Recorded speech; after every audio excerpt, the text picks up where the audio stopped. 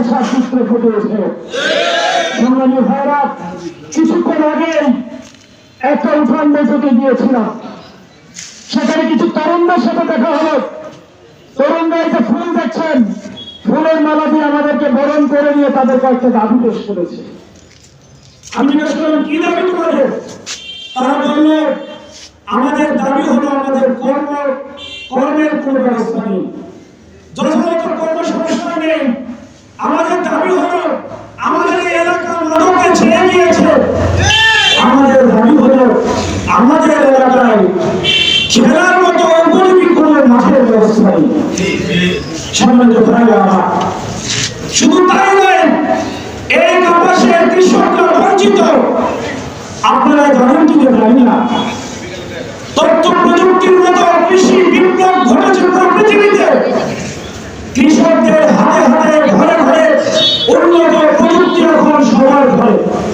সেই আফগানিস্তানে গিয়ে দেখবেন, তারা আফগানিস্তানের রাষ্ট্র গঠনের নতুন সরকার আসার সাথে সাথে মাত্র 2.5 মাসের মধ্যে ইরিগেশনের জন্য 250 কিলোমিটার লম্বা খাল খনন করে কৃষকের জন্য উপযোগী পানির ব্যবস্থা করে দিয়েছে। চিন্তা করেছে আগামী আফগানিস্তান যদি করতে হয়, আমরা কৃষককে বাঁচাতে হবে, কৃষিকে বাঁচাতে হবে। কৃষকের জন্য করেছে। আপনারা এখন ইউটিউবে সার্চ দিয়ে দেখবেন, গত কয়েক বছর আগে যে অর্থনীতি দ্রুত ছিল আফগানিস্তানে, সেই অর্থনীতির মাত্রা এখন হু হু করে বেড়ে উঠছে। একটাই কারণ, তারা কৃষকদেরকে মূল্য দিয়েছে, কৃষি ক্ষেত্রে ইনভেস্ট করেছে।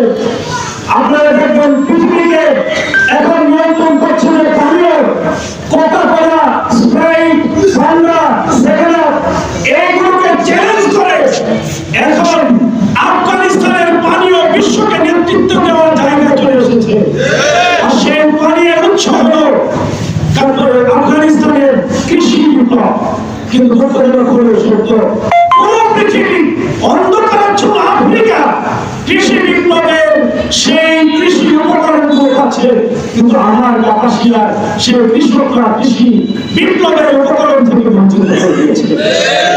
আপনারা জানেন কিনা জানি না, কৃষকের জন্য এই উপজেলায় প্রত্যেক ইউনিয়নে এক একজন করে কৃষি অফিসার নিয়োগ দেওয়া আছে।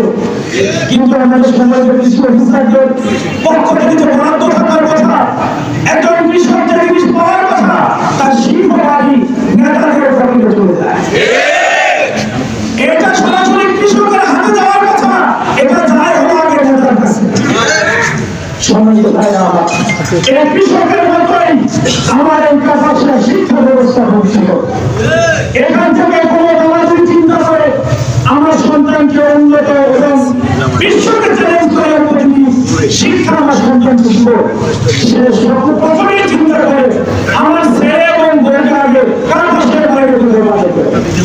কারণ কাপাসিয়া দেখে আমার ছেলেকে, আমার মেয়েকে আমি ভালো শিক্ষা শিক্ষিত করতে পারবো।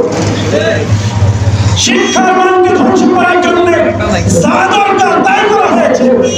কাপাসিয়ায় একটি মাত্র সরকারি কলেজ, গত কয়েকদিন আগে যে এসএসসি রেজাল্ট হয়েছে, এই রেজাল্টে কাপাসিয়ায় যে কয়জনের পাস পেয়েছে তার মধ্যে একজন সরকারি কলেজ।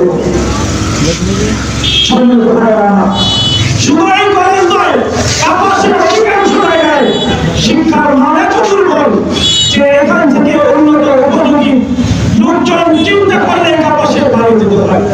সম্মানিত ভাইরা, আমরা কথা দিতে চাই আপনাদেরকে, এই দুর্নীতি পরায়ণ এই কাপাসিয়া, মাদকের আক্রমণের শিকার এই কাপাসিয়া, কৃষকের বঞ্চিত কাপাসিয়া, এই শিক্ষার মানদণ্ডে পিছিয়ে থাকা কাপাসিয়া আমরা পরিবর্তন করবই করব ইনশাআল্লাহ। সম্মানিত ভাইরা, বাংলাদেশ জামাত ইসলামী সম্মানিত আমির ইতিমধ্যে তিনি তার নির্বাচনী তফসিল ঘোষণা করে নির্বাচনী যে ইশতেহার দিয়েছেন, সেই ইশতেহারে বলেছেন আগামী দিনে আমাদের তরুণ এবং যুবকদেরকে তিনি কেউ কেউ বলছে বেকার ভাতা দিবে, তিনি বলছে বেকার ভাতা দিয়ে এই তরুণদেরকে আমরা নষ্ট করতে চাই না, বরং এই তরুণদের জন্য আমরা কর্মসংস্থানের ব্যবস্থা করব। এটা হলো দ্বীনের শিক্ষা।